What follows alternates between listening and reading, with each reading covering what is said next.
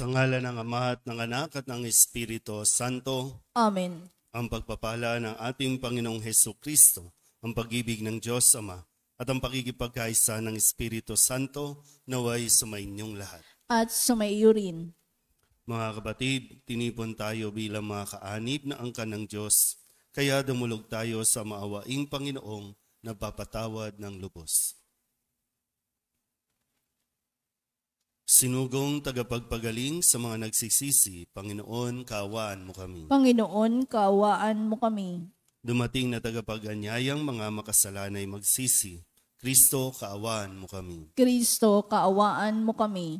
Nahaluklok ka sa kanan ng Diyos Ama para ipamagitan kami. Panginoon, kaawaan mo kami. Panginoon, kaawaan mo kami. Kaawaan tayo ng makapangyarihang Diyos, patawarin tayo sa ating mga kasalanan, at patnubayan tayo sa buhay na walang hanggan. Amen. Manalangin tayo. Ama naming makapangyarihan, kami naway maging lalong masigasig sa pagdiriwang ngayon sa iyong pag-ibig, sapagkat sa panahong ito ng pagkabuhay, higit naming nalalaman na ang mga hinango mo sa dilim ng kasalanan ay katibayan ng iyong pagkamaaasahan sa pamamagitan ni Jesucristo kasama ng Espiritu Santo magpasawalang hanggan. Amen. Umupo ang lahat.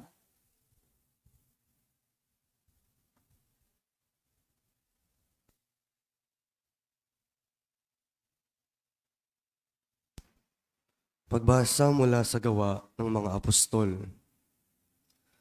Noong mga araw na iyon, si Felipe ay inutusan ng isang anghel ng Panginoon. Pumunta ka agad sa timog sa daang patungong Gaza mula sa Jerusalem. Ito'y ilang. Kaya't naparoon si Felipe sa darating naman ng isang Ethiopiang eunuko. Siya ang tagapamahala sa lahat ng kayamanan ng Candace o reyna ng Ethiopia. Nagpunta siya sa Jerusalem at sumamba sa Diyos. Siya'y pauwi na noon, nakasakay sa kanyang karawahe at nagbabasa ng aklat ni Propeta Isaías. Sabayan mo ang sasakyang iyon, sabi ng Espiritu kay Felipe.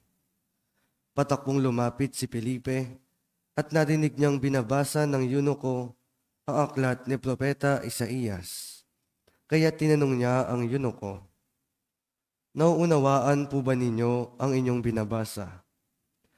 Paano kung mauunawaan ito kung walang magpapaliwanag sa akin? Sagot nito.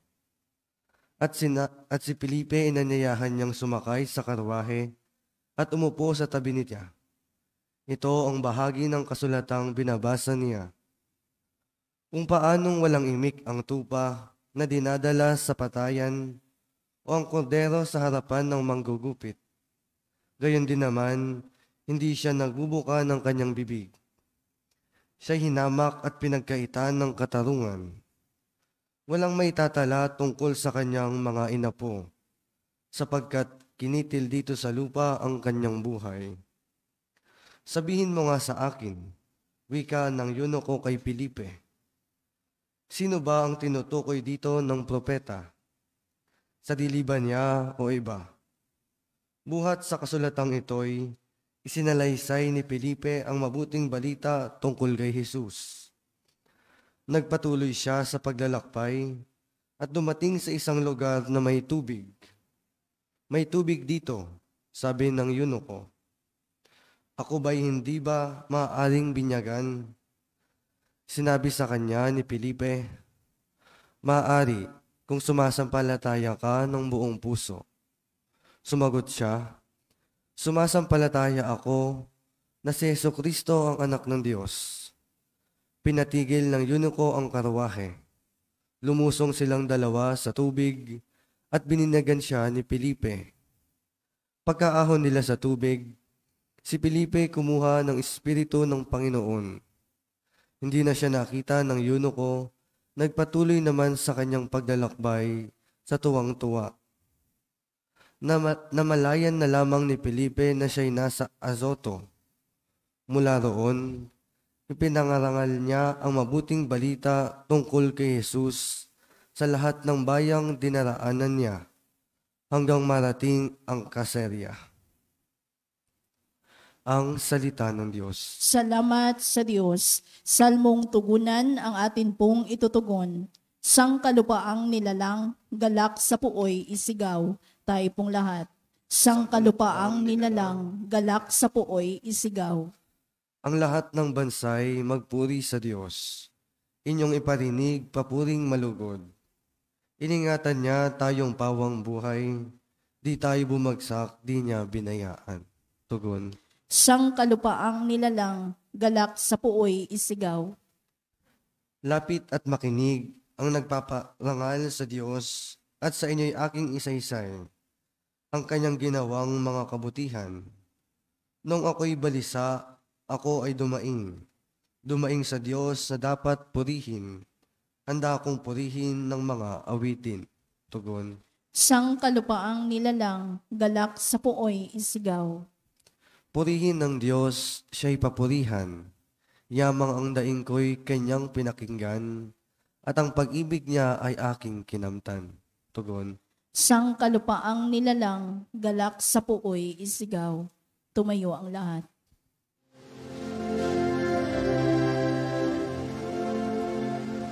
Hallelujah, hallelujah, hallelujah, hallelujah.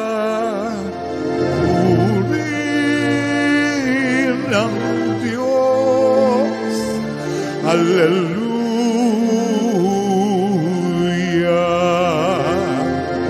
Purihin ang Diyos, hallelujah.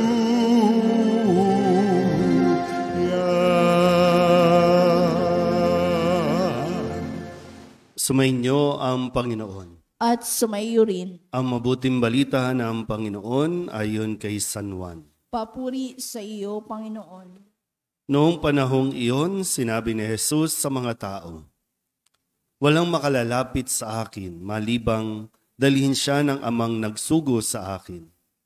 At ang lalapit sa akin ay muli kong bubuhayin sa huling araw." Nasusulat sa aklat ng mga propeta, at silang lahat ay tuturuan ng Diyos. Ang bawat nakikinig sa Ama at natututo ay lalapit sa akin.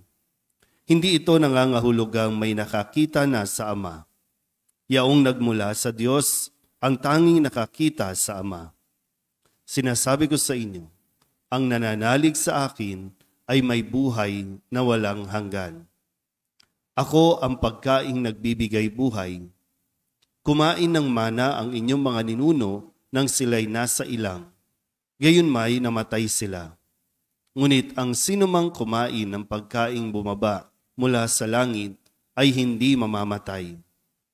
Ako ang pagkaing nagbibigay buhay na bumaba mula sa langit. Mabubuhay magpakailanman ang sinumang kumain nito. At ang pagkaing ibibigay ko sa ikabubuhay ng sanlibutan ay ang aking laman. Ang mabuting balita ng Panginoon. Pinupuri ka namin, Panginoong Jesucristo. Isang mapagpalang umaga po sa inyong lahat. Ngayon po ay Huwebes sa 2 linggo ng Pasko ng Pagkabuhay. At kung inyo pong narinig na mabuti, halos paulit-ulit si Jesus sa pagpapaliwanag at sa pagtuturo sa kanyang mga tagapakinig tungkol sa pagkaing nagbibigay buhay. Ako ang pagkaing nagbibigay ng buhay. Ang aking laman ang pagkain.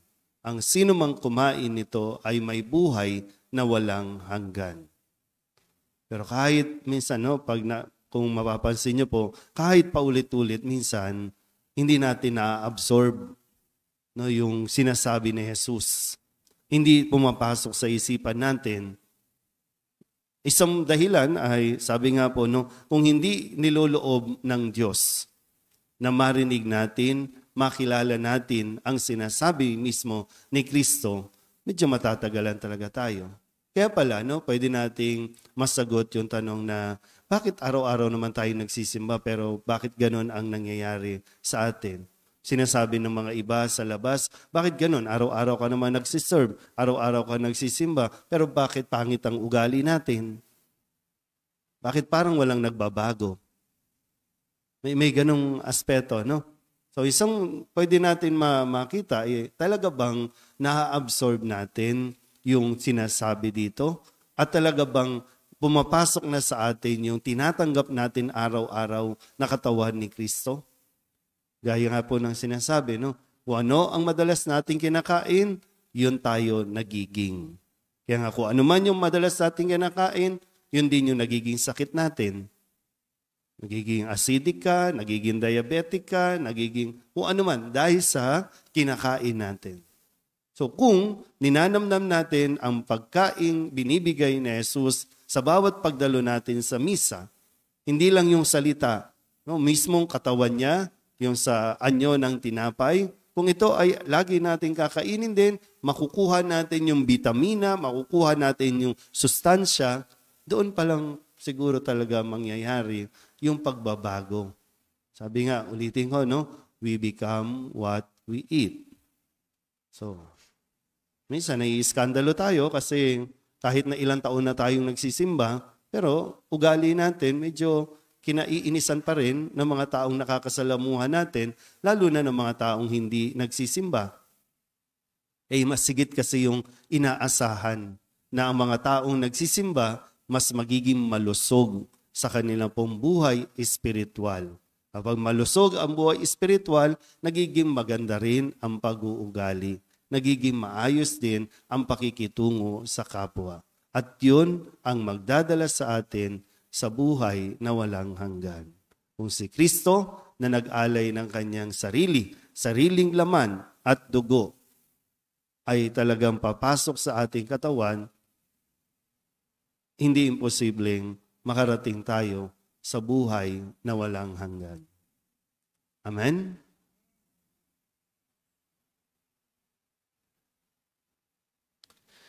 Lumapit tayo ngayon at manalangin sa Diyos Ama na sa kabutihan ng kanyang puso ay sinugo ang kanyang anak, ang tinapay ng buhay. Ang ating pong itutugon, Ama, turuan mo kami sa pamamagitan ng iyong anak. Ama, turuan mo kami sa pamamagitan ng iyong anak.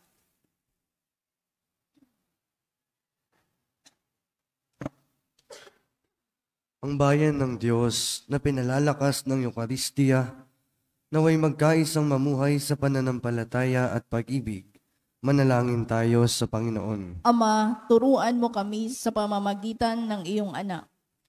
Sa pagtanggap natin ng Eucharistia, nang may pagpapahalaga, naway mapalalim natin ang pag-ibig sa isa't isa. Manalangin tayo sa Panginoon. Ama, turuan mo kami sa pamamagitan ng iyong anak. Tayo naway hindi magkulang sa pagbabahagi ng mga biyaya sa mga nangangailangan, at sa gayon ay makatulad tayo ni Kristo na nag-alay ng sarili. Manalangin tayo sa Panginoon. Ama, turuan mo kami sa pamamagitan ng iyong anak. Ang mga may karamdaman sa katawan at pag-iisip, naway palakasin ng kanilang pagtanggap sa katawan at dugo ni Kristo sa Eucharistia.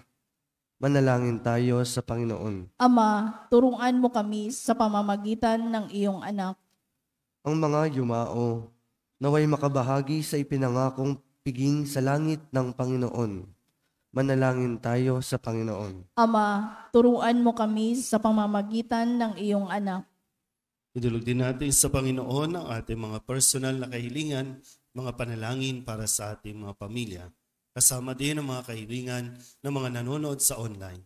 Lahat ng mga misang pasasalamat, special na intensyon, agarang paggaling ng mga may sakit, at ang lahat ng mga kaluluwa na inihiling na ipagdasal sa misang ito.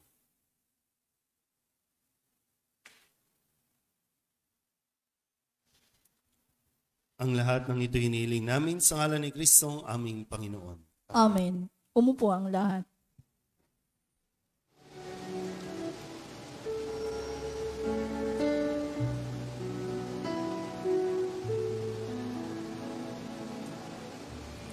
Panginoon aming alay. Itong alak at tinapay sa altar mo ilalagay. Tanggapin sa iyong kamay. Manalangin kayo mga kapatid upang paghahain natin ay kalugdahan ng Diyos sa mga makapangyarihan. Tanggapin nawa ng Panginoon itong paghahain sa iyong mga kamay, sa kapurihan niya at karangalan sa ating kapakinabangan at sa buong sambayanan niyang banal. Ama naming lumikha, sa paghahain ng banal na pagpapalitan ng iyong mga kaloob at ng aming alay, kami pinapagsasalo mo sa iyong buhay na namumukod tangi at walang kapantay. Ipagkaloob mo ang aming pakikinabang sa iyong pakikisamang aming maaasahan ay saring umiral sa aming pamumuhay araw-araw. Sa pamamagitan ni Jesucristo, kasama ng Espiritu Santo, magpasawalang hanggan. Amen. Sumainyo ang Panginoon. At sumaiyo rin. Itaas sa Diyos ang inyong puso at diwa. Itinaas na namin sa Panginoon. Pasalamatan natin ang Panginoong ating Diyos. Marapat na siya ay pasalamatan. Ama naming makapangyarihan, tunay nga marapat na ikaw ay aming pasalamatan. Ngayong ipinagdiriwang ang paghahain ng Mesiyas, ang maamong tupa na tumubos sa aming lahat. Naghahaing walang humpay ang anak mong minamahal upang magkasalo-salo ang tanan sa piging ng iyong buhay. Hindi na mamamatay ang inihain sa krus. Ang sa krus ipinakoy, buhay lagi bilang handog. Kaya kaysa ng mga anghel nagsisiawin ng papuri sa iyo, nang walang humpay sa kalangitan, kami nagbubunyi sa iyong kadakilaan. Santo, Santo, Santo, Panginoong Diyos na makapangyarihan, napupuno ang langit at lupa ng kaluwalhatian mo. Hosana sa kaitaasan, pinagpalang naparirito sa ngalan ng Panginoon. Hosana sa kaitaasan. Ama naming banal, ikaw ang bukal ng tanang kabanalan, kaya't sa pamamagitan ng iyong Espiritu, gawin mong banal ang kaloob na ito upang para sa aming maging katawan at dugo ng aming Panginoong Jesucristo. Bago niya pinagtiis ang kusang loob na maging handog, hinawakan niya ang tinapay, pinasalamatan kaniya, pinaghati-hati niya iyon, iniabot sa kanyang mga alagad at sinabi, "Tanggapin ninyong lahat ito at kanin, ito ang aking katawan na ihahandog para sa inyo."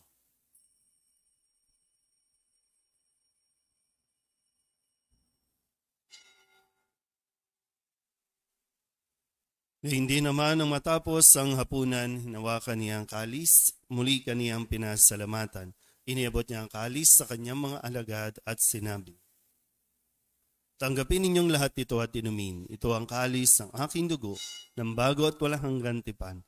Ang aking dugo na ibubuhos para sa inyo at para sa lahat sa kapagpapatawad ng mga kasalanan. Gawin ninyo ito sa pag-alaala sa akin."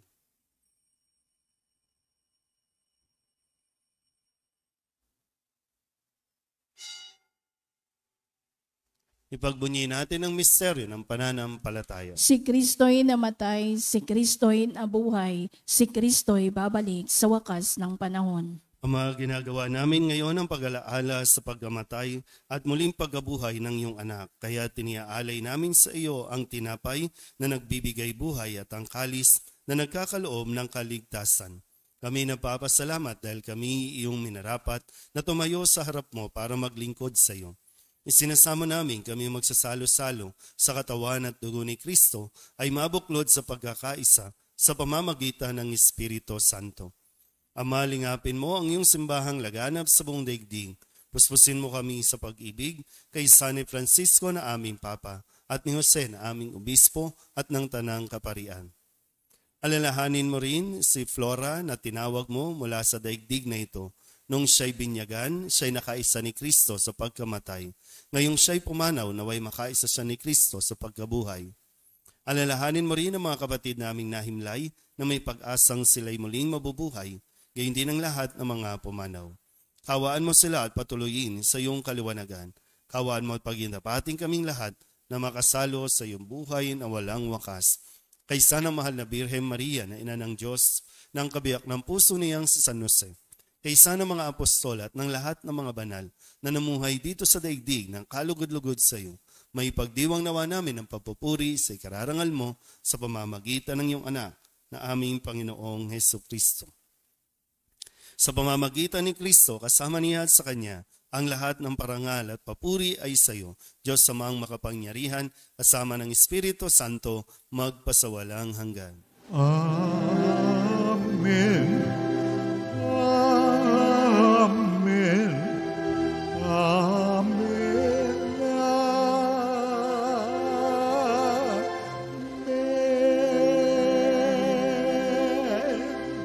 Sa tagubilin ng mga nakagagaling na utos at turo ni Jesus sa Panginoon natin at Diyos, ipahayag natin ang lakas loob. Ama namin, Sumasalangit ka, sambahin ang ngalan mo, mapasa amin ang kaharian, sundin ang loob mo dito sa lupa para nang sa langit. Bigyan mo kami ngayon ng aming kakanin sa araw-araw, at patawarin mo kami sa aming mga sala, para ng pagpapatawad namin sa nagkakasala sa amin. At huwag mo kaming ipahintulot sa puso, at iadya mo kami sa lahat ng masama.